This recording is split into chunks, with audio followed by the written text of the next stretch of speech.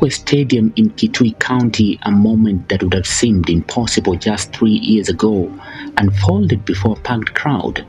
President William Ruto, once Raila Odinga's fiercest political rival, stepped forward and pinned the chief of the Order of the Golden Heart of Kenya, the nation's highest civilian honor, on Raila's chest.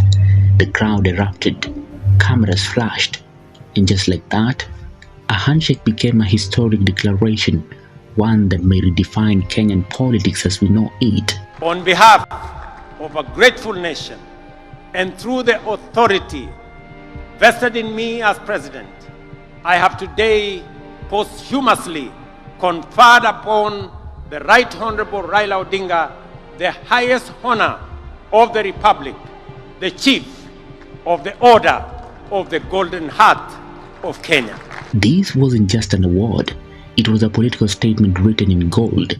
The CGH is a distinction reserved for Kenya's most exceptional servants, presidents, elder statesmen, and global icons. By granting it to Raila Odinga, Ruto wasn't just recognizing history, he was rewriting it. Mashujaa Day, the day Kenya honors its heroes, suddenly turned into a national act of reconciliation. It symbolized something bigger than ceremony. It suggested a truce, a new political alignment dressed in the language of patriotism. For decades, Raila Odinga was the opposition's heartbeat, the man who defined resistance, protest, and reform. Ruto, meanwhile, rose to the anti-establishment rebel who defeated Raila in 2022. Their rivalry was bitter, their history bloody, from bombers to the ballot box. Yet here it stood, Ruto the president, Raila the elder statesman, bound not by grudges but by the calculus of legacy. To many, it felt like the end of an era. To others, the beginning of a new one. It is the reason that on this Mashujaa Day, in recognition of his extraordinary contribution and enduring legacy, the government and the people of Kenya inscribe Raila Odinga's name among the foremost of our heroes under the public seal of the Republic of Kenya. Timing is everything in politics, and this gesture came at a moment when both men needed each other.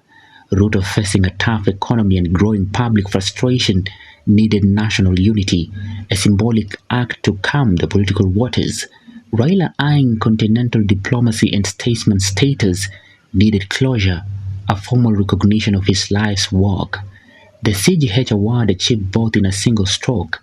It turned adversary into partners, history into headlines, and tension into theater. The move was as much about perception as it was about principle. Fellow citizens, I recall that when I spoke during Raila Odinga's state funeral, I wondered, where will another Raila come from? The truth is, there will forever be only one Raila Amolo Odinga, a single spirit, a towering patriot, and a hero for ages.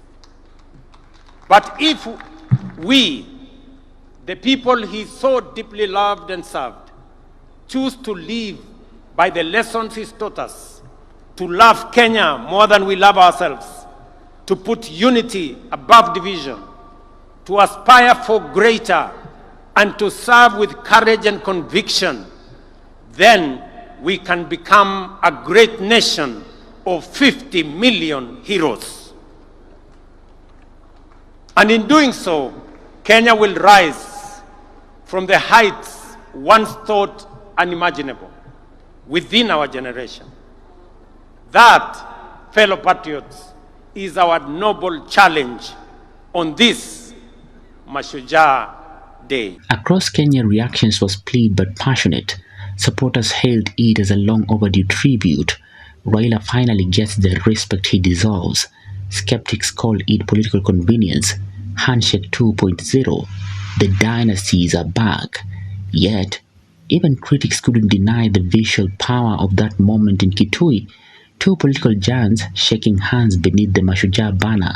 For a brief moment, Kenya looked like a nation healing from its own political fatigue. Behind the applause lies the strategy. By awarding Raila, Ruto effectively tied his legacy to his own administration. It was a soft disarmament, transforming an opponent into an ally and possibly neutralizing ODM's opposition strength heading into 2027. Raila's inclusion into the national narrative of heroes blurs partisan lines and reshapes the succession question. Because when you honor your rival, you don't just win the day, you win the narrative. It is classic Kenyan politics, sharp, strategic, and subtle. Mimi nataka niwashukuru sana wananchi wa Kitui kwa sababu mmekuja kwa wingi sana. Tuko na halaiki ya watu wengi sana hapa Kitui leo. Na mmekuja hapa kuunganisha na kuungana na ndugu zenu wananchi wa taifa letu la Kenya. Leo Kenya mzima inajulikana sherehe ya Mashujaa inafanyika katika mji wa Kitui. Wana Kitui, watu wa Kitui, asanteni sana kwa kuwa wenyeji na kwa kutusaidia in hosting this great day as we celebrate Kenyan heroes. Kutoka kwangu na serikali nzima la taifa la Kenya, nawaambia watu wa Kitui asanteni sana. Nyinyi pia kwa kufanya tendo hili la kuunganisha Kenya, nyinyi pia watu wa Kitui na wapigia salute kama mashujaa wa taifa letu la Kenya.